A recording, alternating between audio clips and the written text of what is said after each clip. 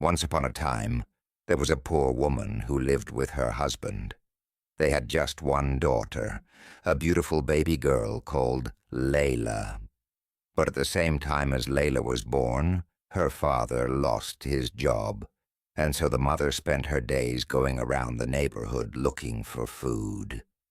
One day, the woman could not find food anywhere, and with no other option, she went into a rich man's garden. She was surprised, however, to find that it was very poorly looked after.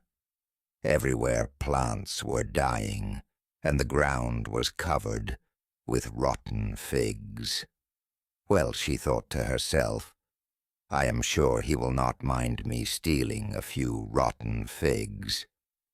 But as soon as she touched one of the rotten figs, there was a loud bang, and a horrible old witch appeared before her. The witch had 3 warts on her nose and 5 scars on her chin. "A fig thief," cried the witch. "You must pay for your crimes." "But it is only a rotten fig," said the woman. "Surely it is worth nothing?" "So you think my food is worth nothing, do you?" said the witch, scratching her chin angrily. "You should learn some respect. You will give me the thing that is most valuable to you, or I'll turn you into a fig." "I have nothing," said the woman, "only a baby girl, but I will not give her to you." The witch laughed and scratched her nose. "Oh, you will. Give her to me now, and it will be much easier." But the woman could not, and she ran away as fast as she could. To her surprise, the witch did not follow her. That night, she slept very deeply, and in the morning she could not tell if the witch had only been a dream. She had certainly been very hungry, and hunger made for strange dreams. 10 years passed, and things got better for the family. The husband got a job working for the king, and he often sent expensive gifts home from his travels. They moved to live in a beautiful village, and Layla grew up to be brave and happy. But one day, while Layla was playing in the grass, she saw a very strange butterfly. On one of the butterfly's wings were 3 dots, and on the other wing were 5 lines. Layla had never seen a butterfly with dots and lines on its wings, and her curiosity got the better of her. She reached out to touch it. Bang! There she was again, that horrible witch with 3 warts on her nose and 5 scars on her chin. "I've finally got you, child," said the witch, and she grabbed Layla's arm tightly and pulled her away. Layla cried and tried to escape, but the witch was too strong. The witch took her to a huge castle, and once they were inside, the witch kissed the front door, and it disappeared.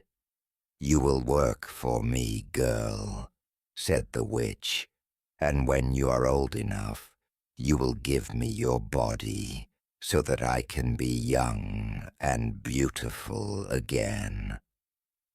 Layla burst into tears. "What, don't you have anything to say for yourself?" said the witch.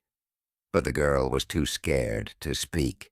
In just a moment, her entire world had changed. "Pah, all that beauty is wasted on a stupid girl like you." And so began 7 years of sadness for Layla. Every day she worked under the eye of the witch. As the witch scratched her warty nose, Layla washed the dirty floors. As the witch scratched her scarred chin, Layla baked fresh bread. As the witch complained about her itches, and the witch always complained about her itches, Layla dusted the house. Despite what the witch said, Layla was a clever girl, and she quickly began to watch the old woman's magic. As the years passed, she saw many tricks, but when she tried, they mostly didn't work. One thing she could do, however, was turn a chair into a table, and a table into a chair. All she had to do was kiss them, but this wasn't particularly useful, so eventually Layla gave up trying to learn magic. The worst thing was that the witch insisted Layla call her mother, and in return, the witch called her my daughter. With each passing day, the witch grew more interested in Layla's beauty. She brushed her head and said how pretty she was, and Layla began to worry that soon the day would come where the witch would take her body. What would happen then? She tried not to think about it. To Layla's surprise, one day the witch woke her up early in the morning and said she was leaving. "I'm tired of this itching," she said. "I've looked it up in a book, and to stop the itching on my nose and chin, I need the nose hairs of a beautiful girl and the chin hairs of a beautiful boy. So I'm off to go find those." Apparently, she trusted Layla enough to stay at home by herself. "But there are 3 things you must not do, my daughter," said the witch. "1, you must not open the cupboard under the stairs. 2, you must not look at the mirror in my bedroom. And 3, you must not gaze out the window." "Yes, mother," said Layla, hiding her smile. The witch grunted, scratched her warts and scars one last time, and jumped out of the window. They were 2 floors up, but the witch's dress blew out like an umbrella and carried her slowly to the ground. Layla went about her work for the day. She tried to think of how to escape. When next would she get an opportunity like this?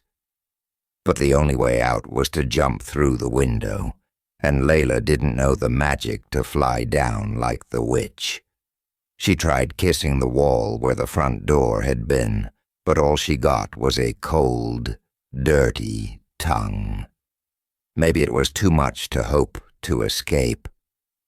She was so focused on escaping that she half forgot about the witch's warning, and when she came near the cupboard under the stairs, she grew curious.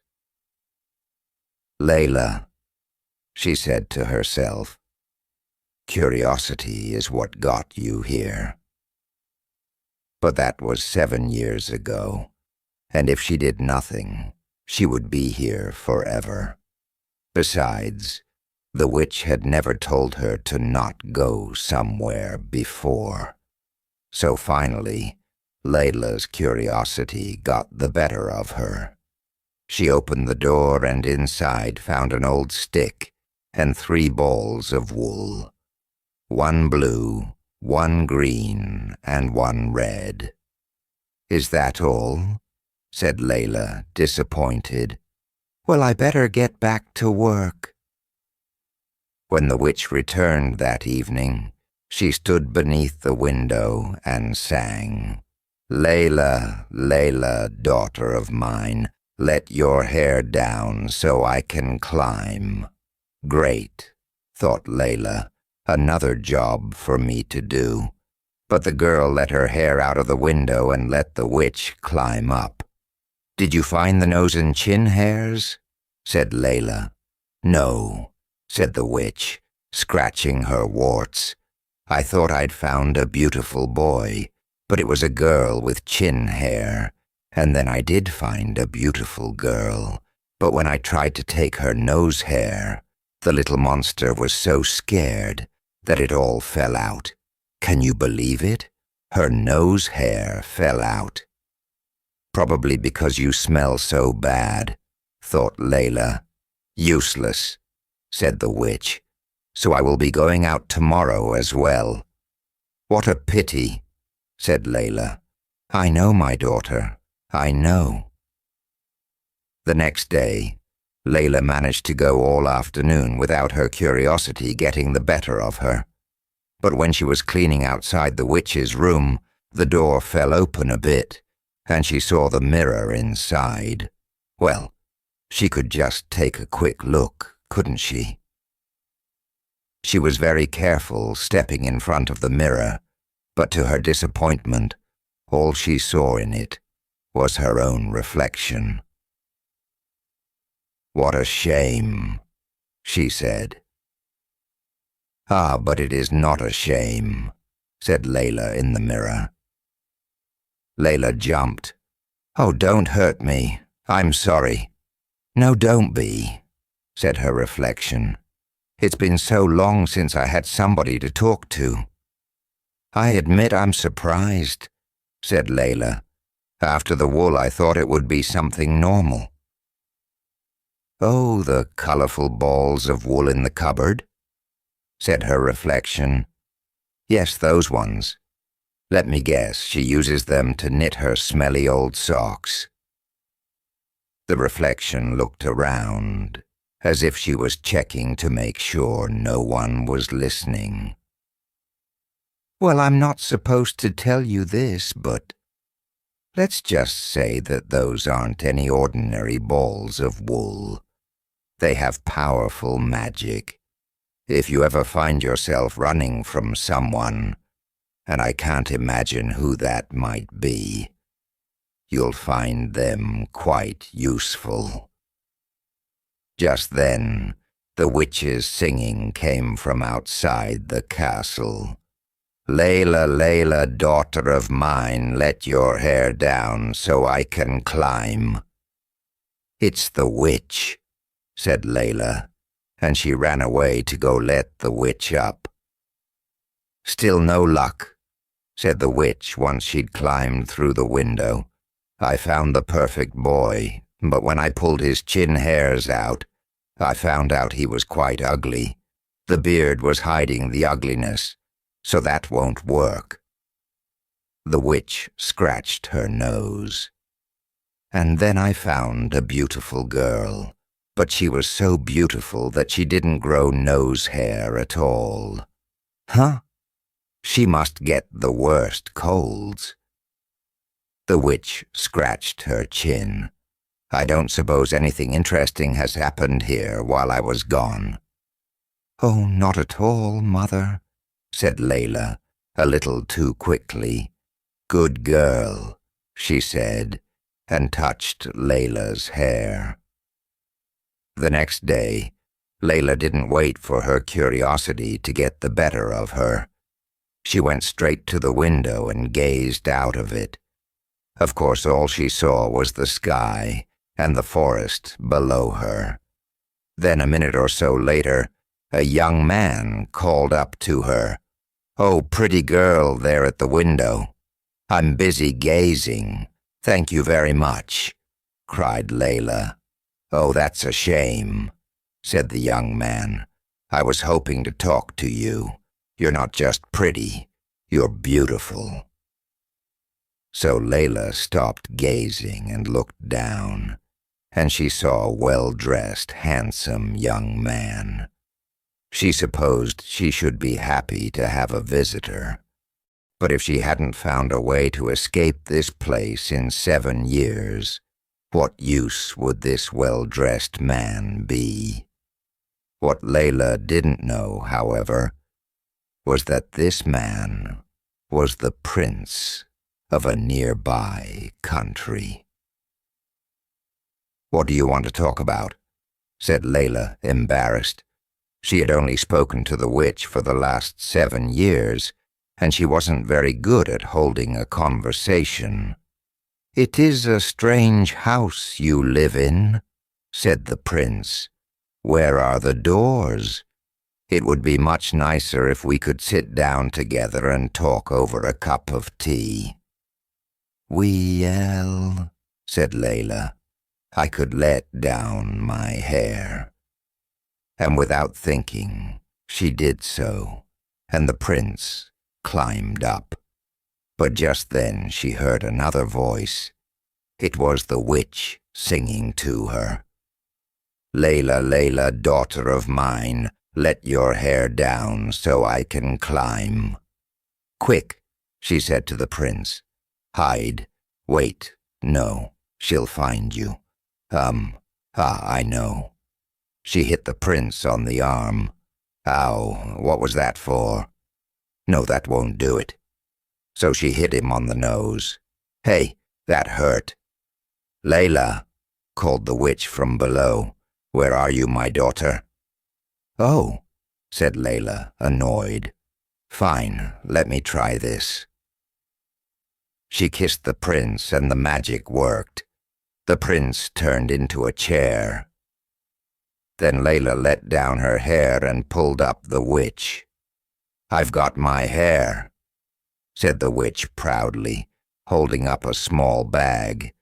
"You wouldn't believe how long this girl's nose hairs were, and what a fine beard I took from that man. Soon there'll be no more itches for me. Where did this chair come from?" "I found it when I was cleaning, Mother. Isn't it pretty?" "It looks nice and strong," said the witch, "which is perfect, because I need a good rest after catching that boy." She sat down on the chair, and the chair let out a little oof. But luckily, the witch didn't hear. "You didn't gaze out the window or anything while I was away," said the witch. "No, no, Mother," said Layla. "Good." The witch smiled cruelly. "I think I might be wanting that body of yours soon, my daughter." That night Layla stayed awake. She waited until she heard the witches snoring. Then she got up and went to the chair, which she kissed to back into the prince. "She sat on me," cried the prince. "Shh," said Layla, holding a finger to his lips. "We must be quiet and quick." Layla ran downstairs, opened the cupboard and took the 3 balls of wool in her pocket. Then she came back up and let her hair down out of the window. "Go on, climb down," she said, "but you'll be trapped up here."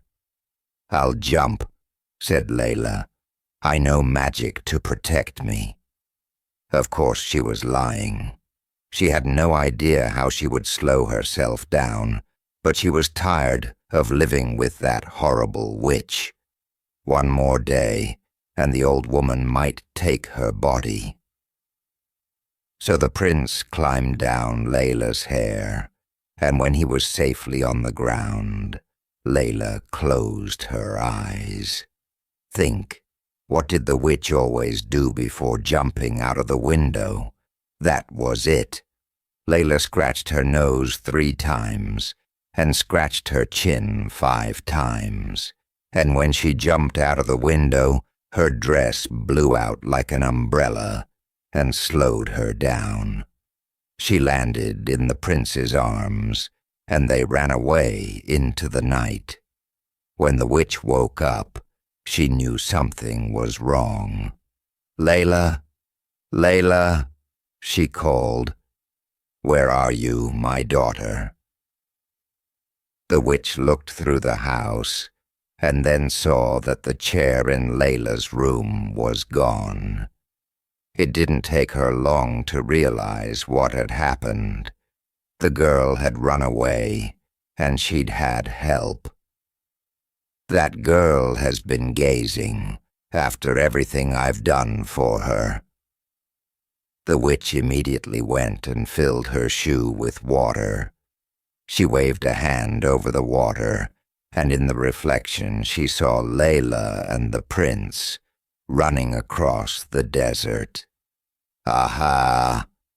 She went to the cupboard under the stairs and grabbed her magic walking stick, which let her walk twice as fast as normal people.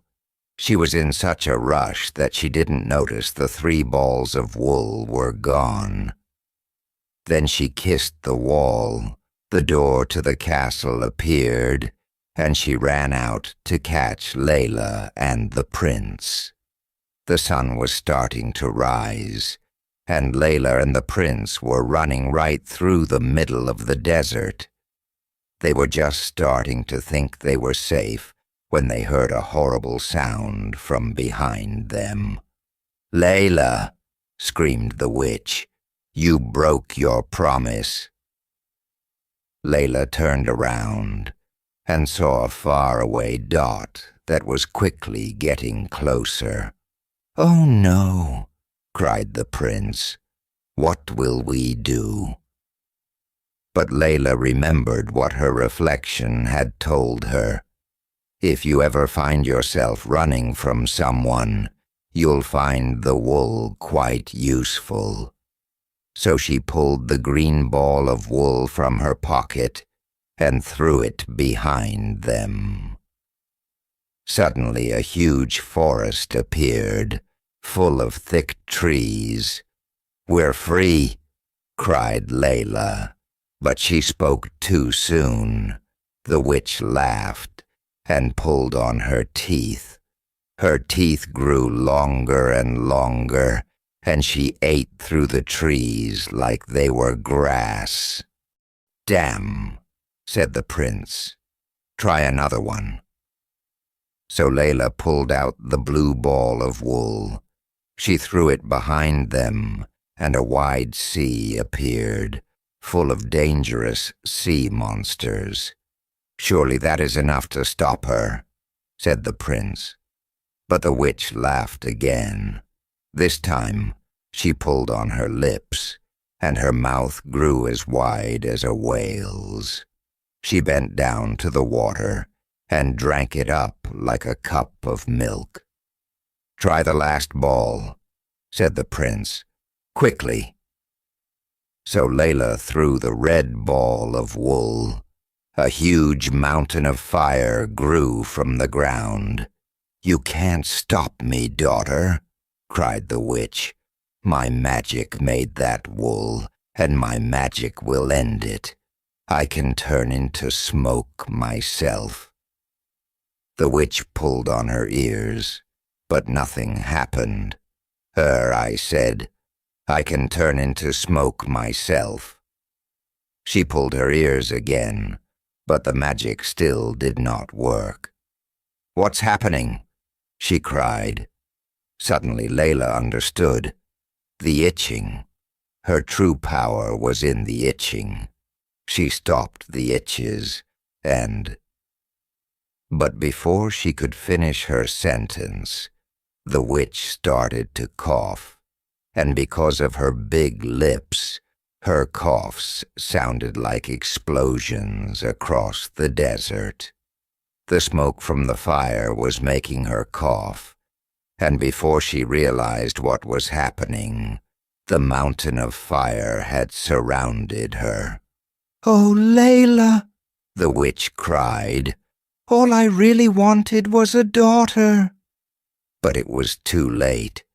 The fire had its teeth in the old woman, and it would not stop until she was burnt black. "Don't watch," said the prince, and turned Layla away. When the fire died, they looked back, and all that was left was a single fig in the sand. There were some strange spots and lines on it, a bit like 3 warts and 5 scars.